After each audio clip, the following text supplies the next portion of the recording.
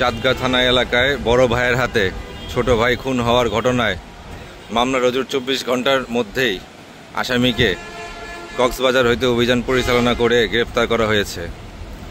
উক্ত আসামিকে যথাযথভাবে বিজ্ঞ আদালতে প্রেরণ করা হবে।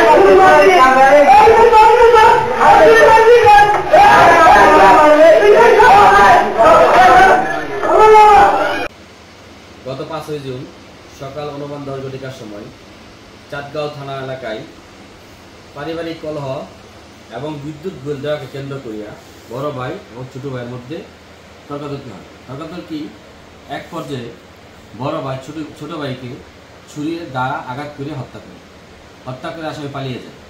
পরিবারের পক্ষ থেকে চাঁদগাঁও থানা পুলিশ এজাহার প্রাপ্তি পাওয়ার পর আসামি গ্রেপ্তারের লক্ষ্যে আমরা অভিযান পরিচালনা করি। অভিযান পরিচালনা করিয়া কক্সবাজার এলাকা হইতে আসামিকে গ্রেপ্তার করে আমরা থানায় নিয়ে আসি।